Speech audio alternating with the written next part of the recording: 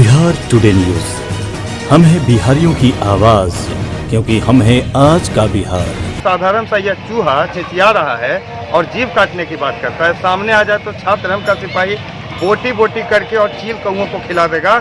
उस झाड़ को मैं आपके चैनल के माध्यम से चेतावनी देना चाहता हूं कि जवान संभाल कर बात करे, नहीं तो जवान मांझी जी तक तो पहुंचना उसके औकात की बात नहीं है, लेकिन हम लोग उसके घर में घुस के और निकाल के बोटी बोटी कर देंगे उसको। बिहार में पूर्व मुख्यमंत्री श्री जीतन राम मांझी के बयान के बाद बिहार में हलचल पैदा हो गया है। राजनीतिक गलियारों में हर कोई का अपना अपना दावा है और हर कोई अपने अपने बचाव में कहे या हर कोई अपने अपने विरोध प्रदर्शन करने का तरीका यहाँ तक जीभ काटने तक पहुँच गया है। नमस्कार, मेरा नाम चंदन भारती है और आप देख रहे हैं बिहार टुडे न्यूज। आज हमसे बात करने के लिए यहाँ पर छात्र हम के राष्ट्रीय अध्यक्ष श्री राज गौतम जी हैं। उनसे हम जानेंगे कि आखिर क्या विवाद हुआ जो आज बात से निकलकर विवाद तक पहुँच गई। श्री राज गौतम जी, आपका स्वागत है हमारे चैनल बिहार टुडे पर। एक सवाल है कि एक बार फिर से राजनीतिक गलियारे में मांझी जी चर्चा में है, ये बोलकर कि ब्राह्मणों को गाली सूचित शब्द उन्होंने यूज किया और साथ साथ कहा कि हिंदू शब्द को भी उन्होंने, हिंदू धर्म के बारे में भी अनुचित ऐसा बयान आया, जिसके बाद मीडिया की गलियारों में खबर फैल गई और यह मामला बहुत बड़ा प्रकाश में आ गया। यहाँ तक कि मांझी जी आप अपने घर में पनाह लिए हुए हैं, लोगों का कहना है। आखिर इसका क्या मतलब इत्तेफाक रखते हैं? देखिए, सबसे पहले तो मैं आपको धन्यवाद देना चाहता हूँ कि आपने इस ज्वलंत मुद्दे पर बात रखी है। ये जो भी बातें आई हैं इसमें स्पष्ट है, मांझी जी को जो लोग जानते हैं वो अच्छी तरह से उनको पता है कि जीतन राम मांझी बिहार ही नहीं देश के पहले सर्वमानित नेता रहे हैं जो सच के लिए माने जाते हैं। कोई भी व्यक्ति उन्हें बरगला नहीं सकता है, झुकला नहीं सकता है, चमचागिरी उनके खून में नहीं है। तो जो उनके समझ से आता है उस सच को रखते हैं। अभी कुछ दिनों पहले तो यह विवादित बयान उनका आया कि उन्होंने ब्राह्मणों को गाली दी है, ऐसी बात बिल्कुल ही नहीं है, यह समझ का फेर है। मैंने तो कहा भी है कि उनके उस वीडियो को स्क्रॉल करके, रिवाइंड करके, फॉरवर्ड करके 100 बार देख लें, वो मूर्ख व्यक्ति ही रहेगा जिसे उसमें ये गाली दिखेगी। वो अक्सर ही अंधविश्वास के खिलाफ रहे हैं। नहीं, राम को काल्पनिक बताना, आप इसको किस नज़रिए से आप देखते हैं? यह देखिए, राम को काल्पनिक बताना यह उनका व्यक्तिगत मुद्दा हो सकता है, व्यक्तिगत नज़रिया हो सकता है।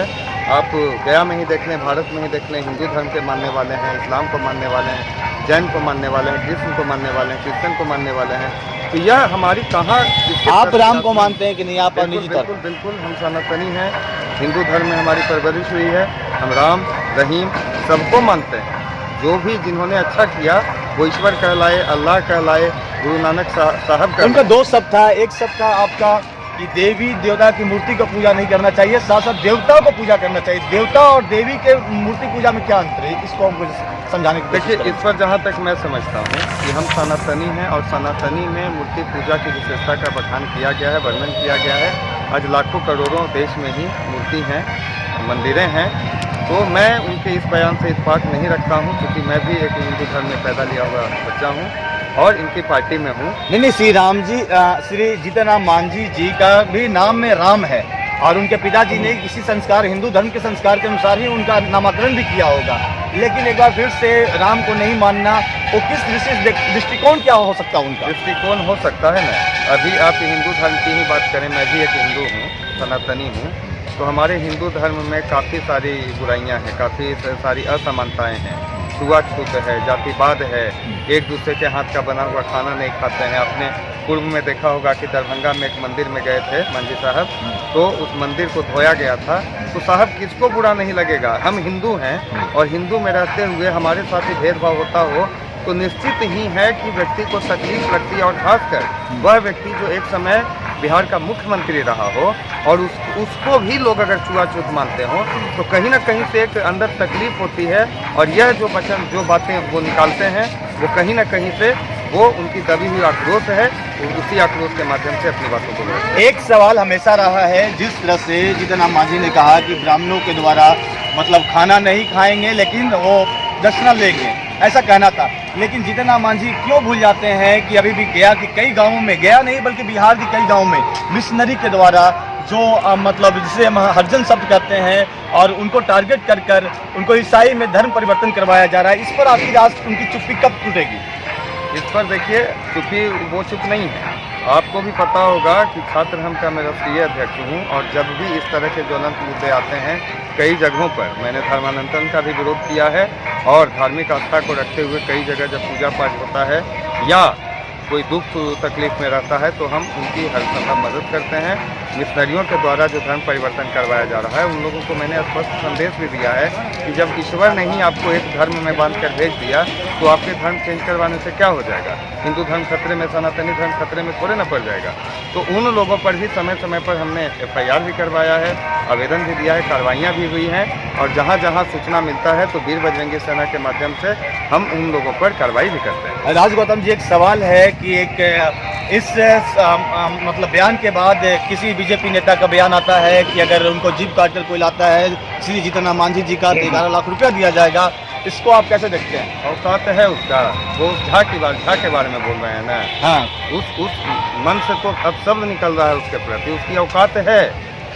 मैं तो कहता हूं कि अगर जीतन राम मांझी इतने ही बुरे हैं तो गठबंधन से कहे ना, ये भाजपा वाले और ये जदयू वाले, मैं स्पष्ट कहता हूं कि अगर उनको इतनी ही बुरी लगती है बातें तो धार्मिक आस्था पर बात होनी चाहिए, किए गए वादों पर बात होनी चाहिए, तो वो तोड़ देना गठबंधन।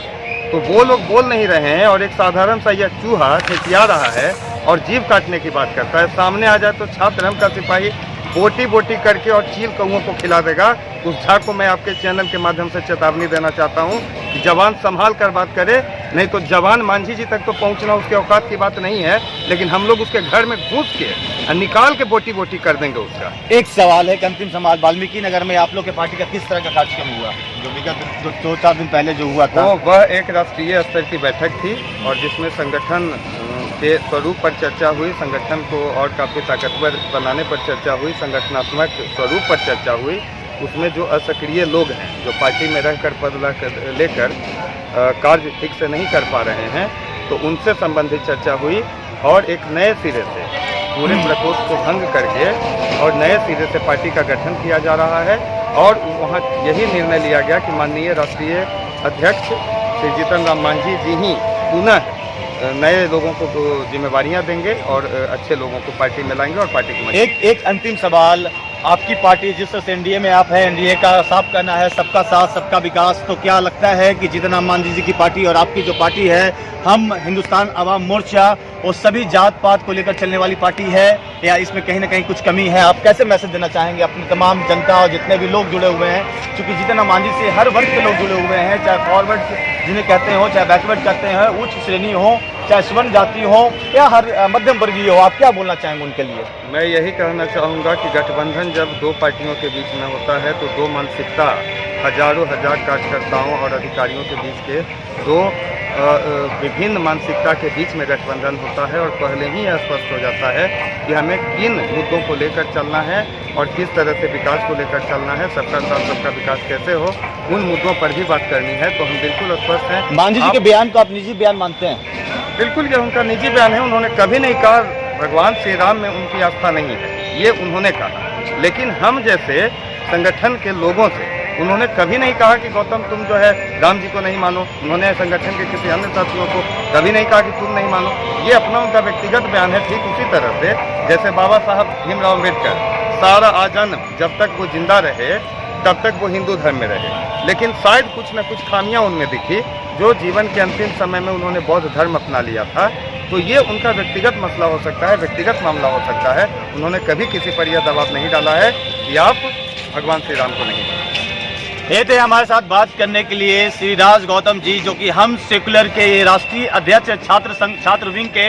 इनका साफ कहना है कि जो भी मांझी जी का बयान था उनका निजी बयान हो सकता है, लेकिन वो सबको लेके साथ चलते हैं और हर जात और हर मजहब को सपोर्ट करते आए हैं शुरू से और करते भी आएंगे। लेकिन जो भी निजी विचार पर हमला करता है उसको भी किसी लायक हम छोड़ने वाले नहीं है। जिस तरह से कोई जहाँ है बीजेपी नेता, उनका साफ कहना है कि बड़े बड़े जो शीर्ष नेता है बीजेपी के वो बीच में दखल नहीं दे रहे हैं, लेकिन जो छोटे टुटपुंजी नेता है वो चमक आने के लिए छपने के लिए इस तरह की बात कर रहे हैं। उनको भी करारा जवाब दिया जाएगा, घर में घुसकर जवाब दिया जाएगा। अगर इस तरह की बात जो भी अमर्यादित भाषा का प्रयोग करते हैं तो इस तरह का जवाब देने के लिए छात्र विंग हिंदुस्तानी अवाम मोर्चा का तैयार है। आप देख रहे थे बिहार टुडे न्यूज। हैदर जमील के साथ मैं चंदन भारती, गया से।